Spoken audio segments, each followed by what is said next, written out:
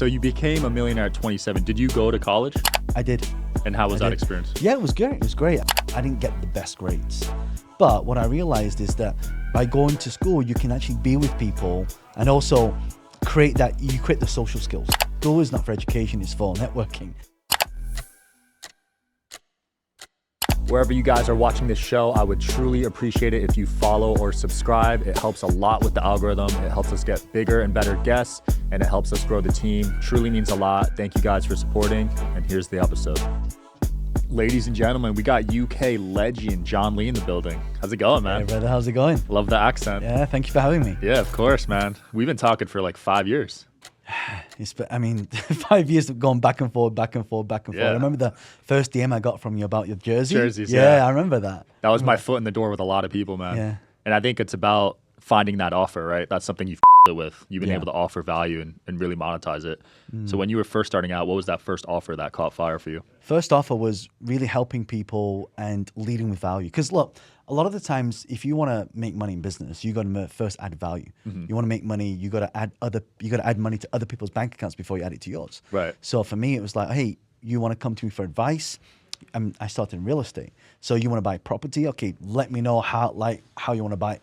And so for me, it's really finding out what people sort of want and how I can solve that problem. Because one thing I guess I'm good at seeing is I can see the whole journey from A to Z and pick the holes. And so that was kind of my value add to a lot of people. It's like I can see it from different angles, Right. but they would just see it from one angle. How did you build that perspective, or did you have it naturally? Coaches, mentors, a lot of stage time, or like being in, they say that you can learn something by doing, or you can learn something by listening. I'm dyslexic, so I always like to do the things all the time. Right. So I can feel it within my bones. Right. So that's why they say if you know something but don't do it, you don't know it. Yeah.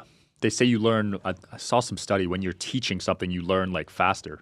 Yeah, but Sean, there's three different ways. Like you learn by seeing, you learn by doing, you learn by hearing, or you learn by environment when you're around people. Right. So when you're around people, a bit of that rubs off onto you. Yeah. So and it just becomes your norm, Like what is reality for one person is different to somebody else. Like when I remember the first time I heard someone made $1 million in 24 hours. I'm like, there's no way. There's no way. That's like $1 million. I don't even made that in a year, and that was about 20 years ago. But now, you can do that in a weekend.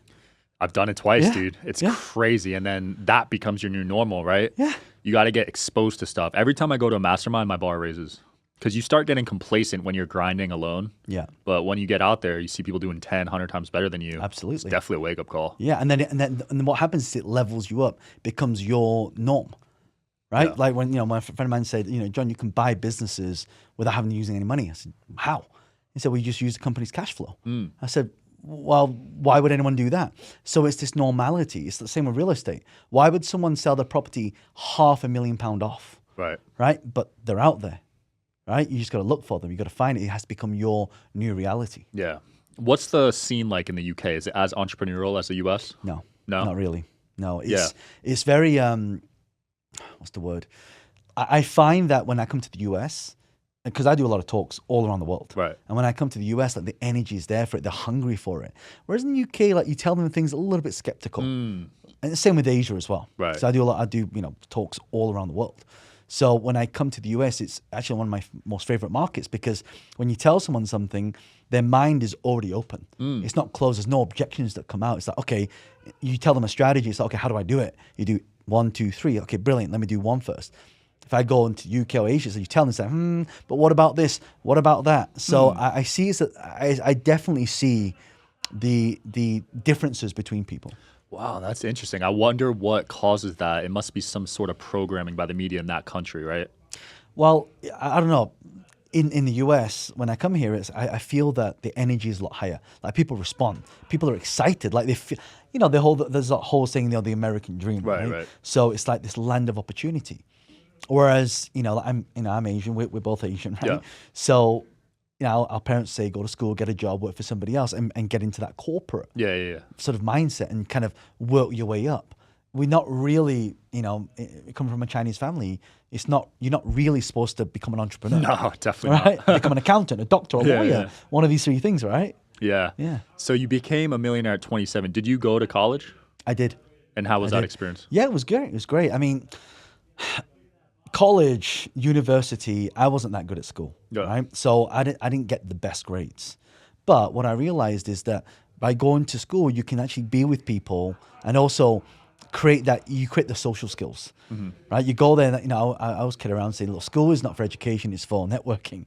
That's it's true. it's for socializing and becoming, to be able to be with people. I mean, business is a people's game, right? Yeah, no, school taught me a lot of social skills, how to talk to girls, how to talk to guys, just networking. It was great for that because Yeah. I was an introvert growing up, heavy introvert, and school kind of forces you to get in social situations. Correct. Like, even though I was getting bullied, I still learned from those situations. Yeah. I You mean, know? it's always a learning process. Yeah. So at 27, when you made that first million, was that real estate? Real estate. Got it. And from there, you invested into info coaching, right? Yes. So I always say that business creates cash flow and the cash flow invested creates wealth. Right. So I always say to people go, well, John, like, how do I invest my money then? Well, talk about the 30-30-30-10 strategy. So all the money you earn, put 30% into your own business, 30% into other people's businesses because you only have so much time, 30% into some kind of a digital asset or physical asset, I mean, things that put money in your pocket. Right. And the last 10% is your moonshots.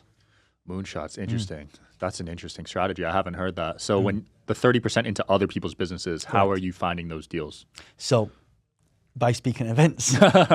So I talk at events and I talk about, hey, by the way, and I literally say, if anyone here needs funding for the business or you want advisor equity or you need someone to guide you to you know, get funding, do a roadshow. Because I did my first IPO in 2019, right? Wow. So I know the whole process. And so I just literally, and this is why on social media, I put a lot of content out there. Yeah. Because people will send me a message and say, oh, John, I've got this idea. Like, what do you think? And we give them some advice and then we just take equity.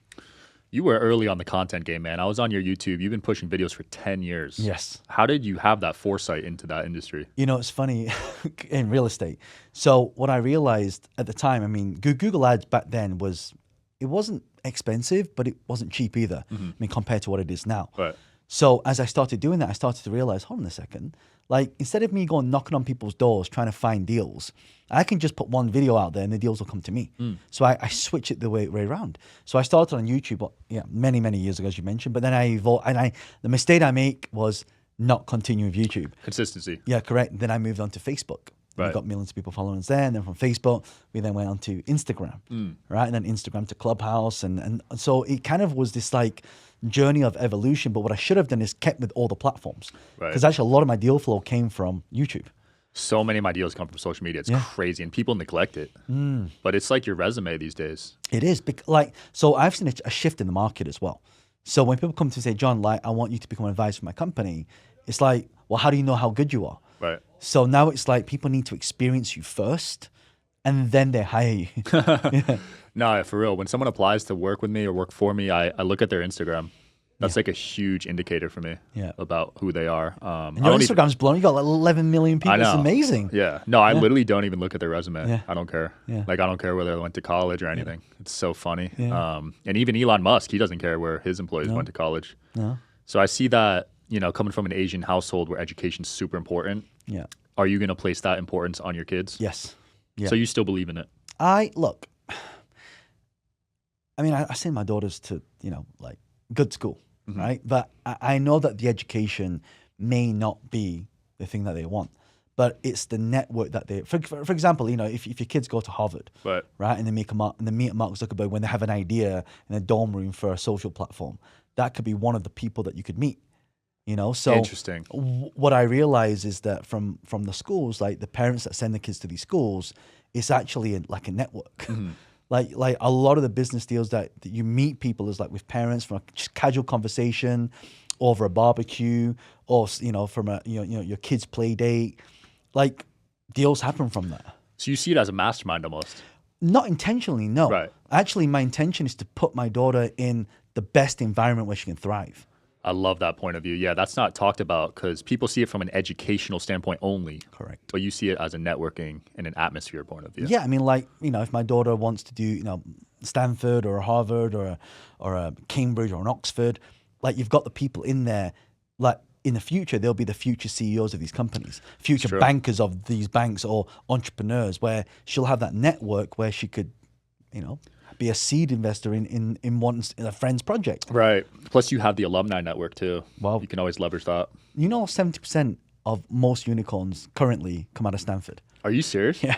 Holy crap. I did not know that. Because they have the network. Wow. Right? You've got the VCs just down the road. Yeah. You have the talent, then you've got the schools. Dude, Right? that you have shifted my opinion of college. I'm not going to lie, because I was super against it, but now I can see where you're at and meet you in the middle. Yeah, I mean, a lot of the unicorns that come out of it, because don't forget, it's all about ecosystem. Yeah. You got to hang around the right people. And you know this. I mean, you got an incredible network, right? So you know the people. You're one phone call away from, A16Z, or you're one phone call away from a founder who's already gained traction. Yeah. A lot of these people, within that network, they think about it. It costs a lot of money to go to these schools, right? Yeah. And it's normally rich, parents normally, unless you got scholarship, that send their kids there. So one day you're talking to your friend, oh, I've got this idea, start this unicorn, or this idea for this, it can disrupt this. Sure, just get your dad to write a check, $250,000, bang, it's done. You see what I mean? Yeah. It's like, to them, it's like pocket change. Right. You see what I mean? Dude, I love that. I'm going to second guess where I send my kids now. Thank you. Yeah. No, seriously. Now you're around a lot of billionaires, decamillionaires, a lot of successful people. Is there anything you've noticed, tangible things that people can do watching this to get to that point? Honestly, a lot of the billionaires I know, they ask me more questions than I ask them. Wow. Right? And I'm like, I was like, Glenn, you're a billionaire. But I asked me, you know why? What I realized, they're all curious. They're all learning, very humble. What I find is that the millionaires are the ones that have the ego. Right. Right? They're like, oh, I've got everything. And oh, I'm so big. But no, it's actually being humble and being down to earth and just having that thirst to learn and to become a student. There's always that saying, right? When the student is ready, the master will show. So you have to be able to find that balance of always learning. Yeah. Because when you learn, you grow. Your business can only grow to as big as you can grow. You're limited by your own thinking. Yeah. The problems that cause problems cannot be solved by the same level of thinking. So you've got to find people who can break that mold. That's why when you ask me how do I learn this stuff, I hang around the right people. I've got some of my friends buying mines and extracting minerals from ground that when no one can see. Yeah. So he's having the eye for it as well. Yeah. Now these people, these super successful people, they're getting approached by all sorts of deals, all sorts of people trying to take advantage of them. What makes you kind of enter their space and they want to hang out with you? Honestly, all the celebrities that come to me is they see my content. For example, there's a I'll show you later. Right? Okay. But we had this big A-list celebrity come to me, and this person wanted advice in real estate because they saw one of my videos in real estate. So they invited me for dinner. I'm like, yes, let's have dinner. Because I was very curious. So what I find is this whole strategy of the MMM, message market match. When you put your message out there, it matches the market, it connects. So it draws it to you. And if you look at the people following me on Instagram, you'll see some of these big shots, like world athletes, because they get to see the content that I'm putting out that attracts it. So like you mentioned at the start of this podcast, it's leading with the value first. Right. Yeah. Value and content is so crucial these days. Yeah. If not, you're going to be reaching out to people instead of them coming to you, Exactly. like you said. Yeah. What opportunities are you focused on next year for 2024? 2024 is all about mass into the market of finding people who have great ideas and basically unicorn hunting. So you're at the point now where you've made your money. Now you're just looking to have your money work for you. Yeah, but not only that, it's finding people who've got great ideas as well. I like things that are disruptive. I like things to put something to the market that is different. I invested in a lot of AI companies recently. Even before AI got big, Wow. I invested in So the you AI. had that foresight early. Well, I was hanging around friends. Right. I hang around friends who are in Silicon Valley. So when I'm spending time with them, they tell me about these things. They're friends with the founders. That's how you get into it. Did you invest in OpenAI? No, there's another one, Okay. but very close. Nice. But I invested in SpaceX, so. Nice. Yeah.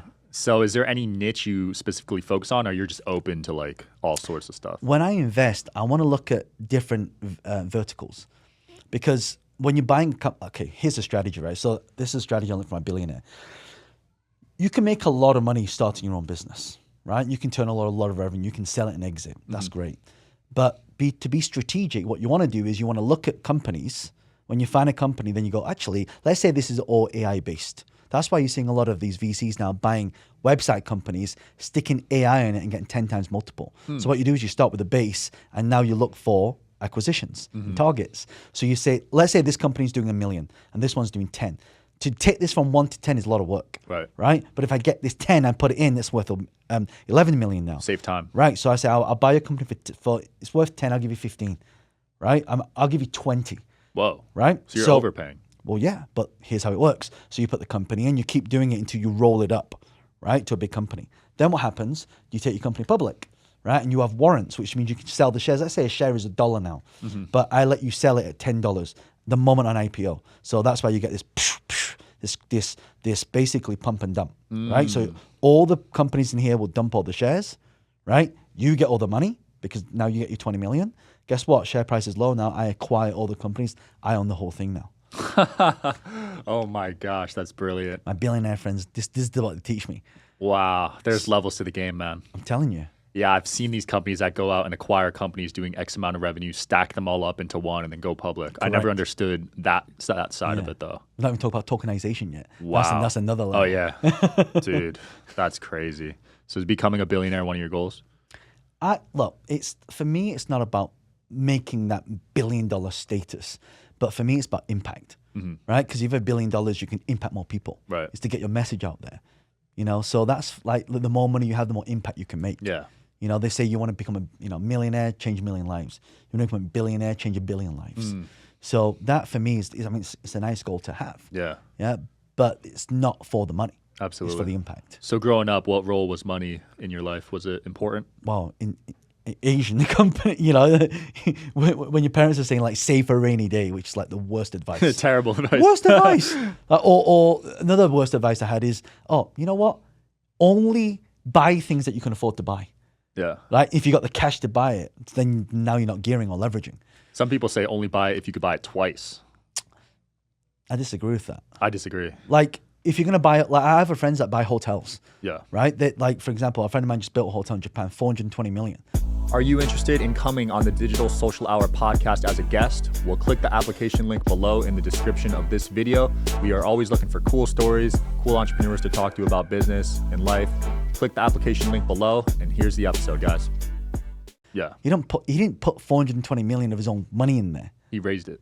He raised a lot of it. Right. Right? Like, and so when people say that, they don't understand the capital game.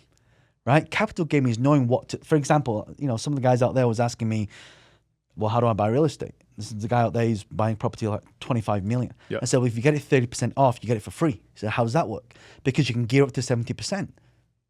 Right? So if it's worth, let's keep numbers simple. Let's say it's $1 million, right? You buy it for 700,000, right? You're gearing up to 70%. So you buy it cash, right? 700,000, you refinance at the full value. You get it for free. Wow. So you're basically saying you put in 700, you refi at $1 million, and then you get back 300K? No, you get back 700,000. Get back 700,000. Yeah. And you still have all the equity. Yeah. Wow. And now you're cash flowing now. That's crazy. Right? So there's all these different things. That's why when people come to me, it's like, well, John, how do I create a business that makes cash flow? And once I've got the cash flow, how do I invest it? So these are the things that that's why I put my content out there. That's why I do these talks all around the world in front of thousands of people. And that's how I create deal flow. So from people watching this, I'm guaranteed someone's going to reach out and say, John, I've got this idea for this.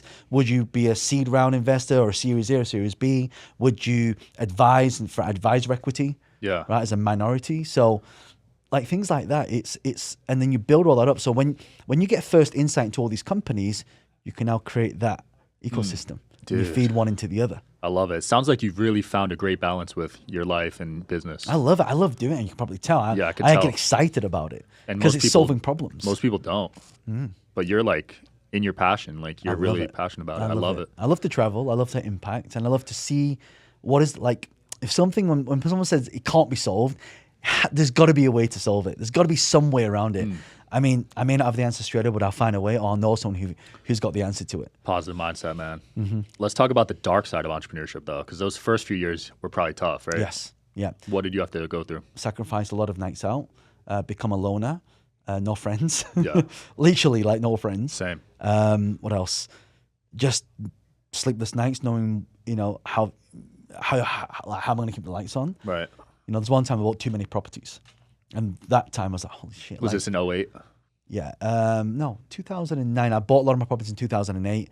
and 9 and 10 when I geared up a lot. Because I bought 35 houses in 6 months. Wow. Right? So I bought too much because I found a way to finance them without putting my money in. Yeah. Right? There was different strategies that you can use. But what I realized was that, it was a lesson to not be too greedy. I think when you grow too quick, it's a problem. Same with companies. Companies get big chunk of funding. They scale up. They get the offices. They get the teams. They're not lean. Now you've got your costs are going up. Your revenue's going up. But what happens? Happens. Yeah. Something like that. Now you get a disruptive thing that comes in that no one's ever experienced. Yeah. And then what happens? Now your revenue drops and you still got the costs. Dude, I just saw a billionaire on My First Million podcast talk about this. He actually doesn't even fund any of his companies, even though he's a billionaire, because he wants the lean startup mindset. Because the problem with funding is, like you said, there's so many problems that can happen. Well, it's a moral hazard, isn't it? Yeah. It's like, oh, you got this money, so now they're not using ways to growth hack it. And employees are not as motivated. Right. They're getting a salary now. They don't care. Right. Yeah. Yeah. It's a balance. Definitely is. What companies are you mainly focused on right now? AI.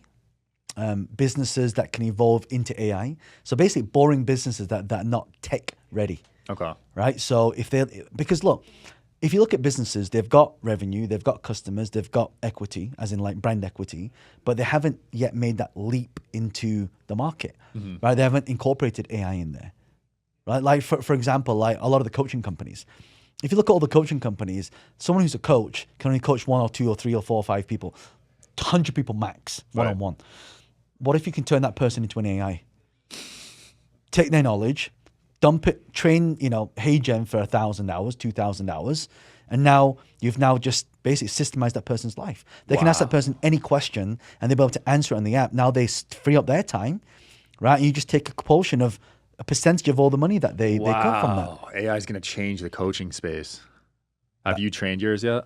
It's almost there. Wow. So you need 1,000 or 2,000 hours? Well, I've actually trained mine to translate. Oh, I've seen that. Languages, right? Yeah. So you can talk in 100 different languages, all from you just saying it once in English. Yeah, and you can also do it in real time as well. Yeah. Right. So, for example, Zoom has a software called Wordly.ai. If I put that on there, and let's say you're in Shanghai, you can select, Mandarin.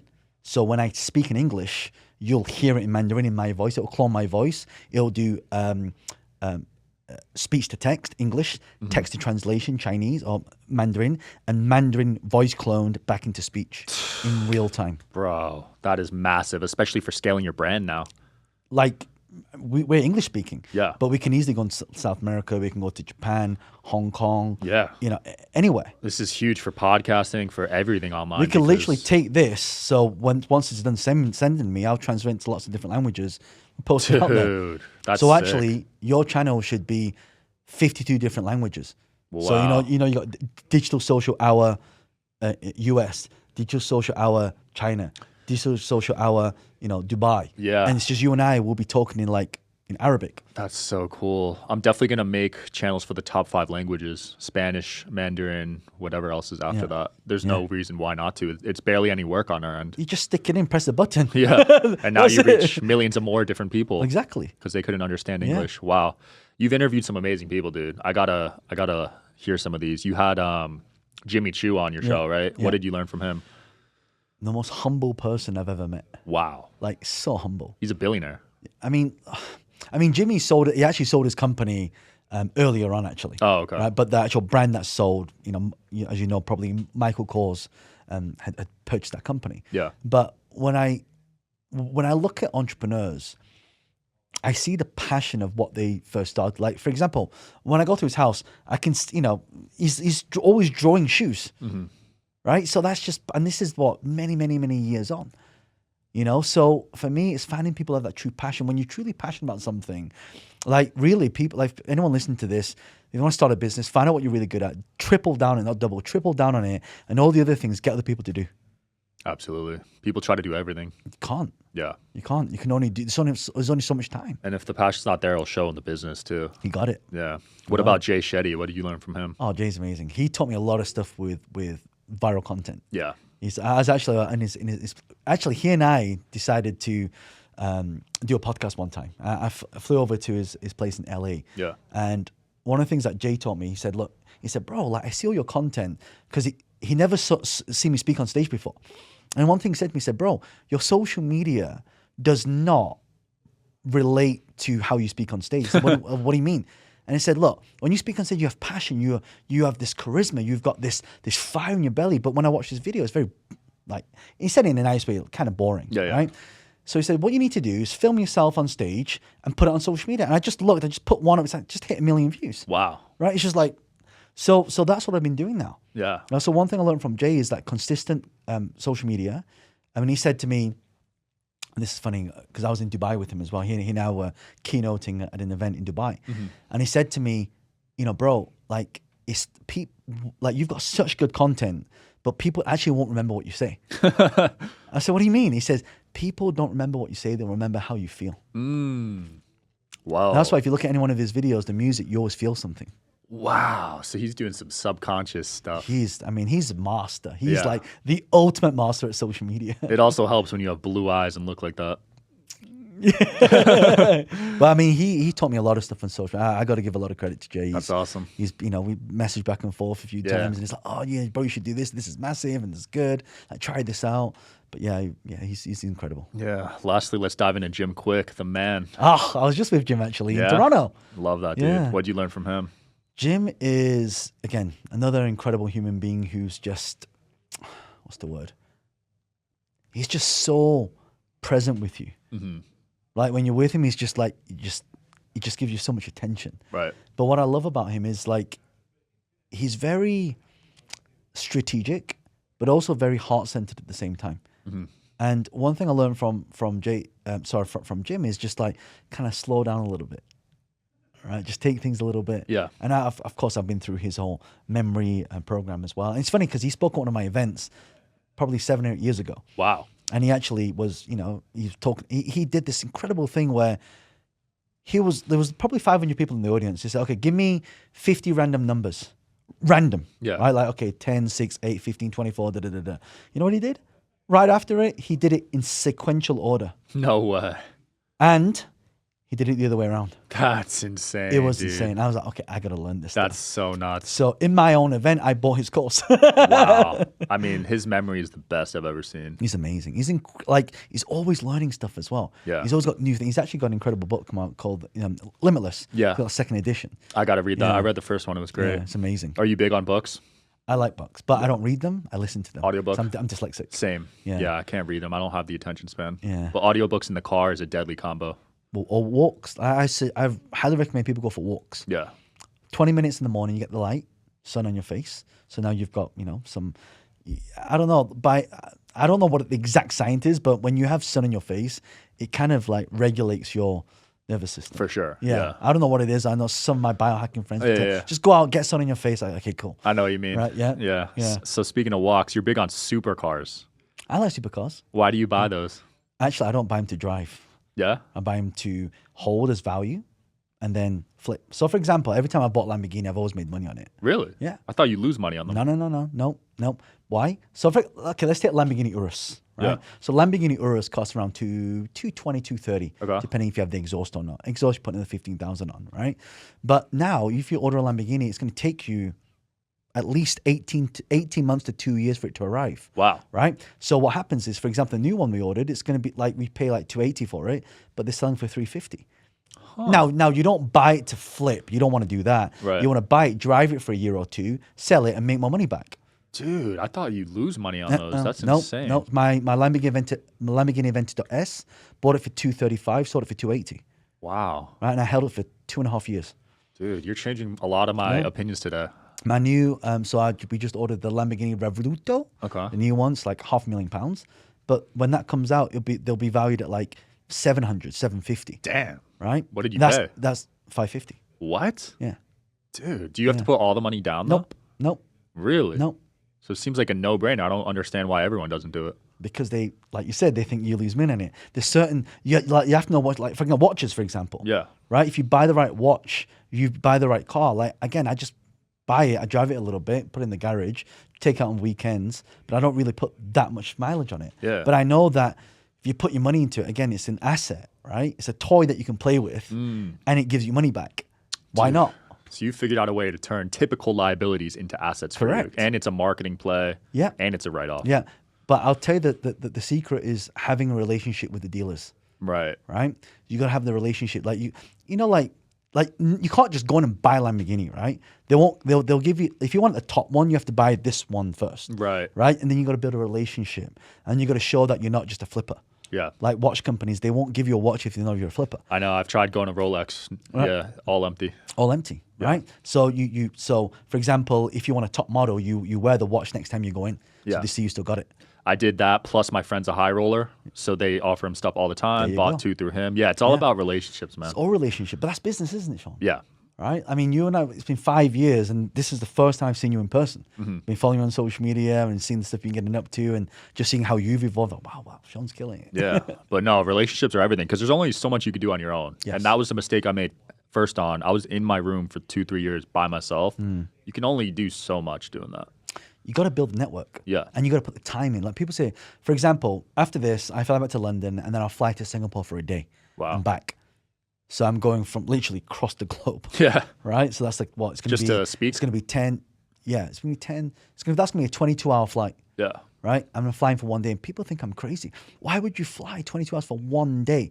Because when I speak in front of 400 people, my business partners, and by the way, they've purchased hundreds of $1 million worth of real estate. Wow. Right? So guess who gets the deals when I'm with them? Right? Yeah. That's how it works. Like a 22-hour flight there is worth building that relationship, showing commitment. Yeah. You talk about the importance of collaboration, right? And that's been an integral part of your growth. Everything's collaboration. I mean, like before I came here, I was in the car, driver brought me here, did a little story, I tagged you in the post. You'll probably reshare that to your 11 million followers. They'll come to me, my followers will come to you. That's how it works. Yeah. Right? You always want to help promote people. Yeah. I love that. Do you fear anything in life? That's a good question. I just want my family to be well. Right. Safety. Safety. Yeah. There's certain, we're a target, let's be honest. We wear an AP in public, and especially in LA or something, we might get robbed. Well, I got a little strategy for you there. Yeah. So what you do is you have your real watch collection in the safes. So, safety deposit boxes. And then the ones that the really expensive ones, I know my friends, they wear the fakes. Really? Yeah, so they buy the real version, the fake version. But can't people tell it's fake? No. Wow. No. So that's what London is. So you have your real ones and you have your fake ones. Interesting. Maybe I should do that. I just don't want to be a target, dude, in LA. Like you have 11 million followers. Dude, they broke into my car in LA. Yeah. What? They broke into my car in LA. They stalked me on social media and broke in. So there's a few things. So I have a friend. Actually, I need to introduce you to my friend Jeff. Yeah. So he works with a lot of like SAS, Marine, like proper, self-defense. I think all entrepreneurs need to go through this. Yeah. Like self-defense. For sure. Right? Not just self-defense and self-defense. Like someone puts a gun on you or a knife and like, what do you do? Right? If someone's following you on the car, go a different way. Right? And do you know what you're supposed to do as well when, okay, if someone's following, let's say you're driving a Lambo. Yeah. Right? And you notice someone's following you, what do you do? Do you try to lose them? No? What do you do? Drive to the police station. Oh, interesting. Yeah, that's probably the smartest move. Right? So there's things like this, sort of like safety driving. Like, for example, if you go right, you're not supposed to go so close to a bumper because you get boxed in. Right? So what you do is you drive just enough so you can see the tires in front of you, because then you can go left, you can go right. Interesting. Right? So my friend as well, he's like super rich. He'll never sit with his back to the door in a restaurant. He always has to see the door. I saw Andrew Tate does that too. Yeah. Yeah. So there's all these like safety sort of SAS, under the radar self-defense. Actually, there should be a self-defense for entrepreneurs. No, there should be, man. I heard the UK is bad, actually. Is that true? UK's really bad. I can't wear this in London. Wow. Yeah. That's a shame, man. Yeah. I just put my Apple Watch on. Damn. Well, John, it's been fun, man. Anything you want to promote or close off with? I just look, if people, want to learn more on this stuff, if they kind of follow me on social, we do run a lot of events as well. They can head over to johnleeevent.com. Cool. It's johnleeevent.com. We'll put it in the description. Yeah, we have a lot of events coming up and it'll be free for your community. Love it, man. Thanks so much. And are they all in the UK? All those events? Oh, no, they're virtual. Oh, they're virtual? Virtual events. Okay, cool. Yeah. Yeah, we'll put the link in the description. Thanks so much for coming on, man. Awesome, brother. Yeah. Appreciate it. Thanks for watching, guys. Awesome. And I'll see you next time.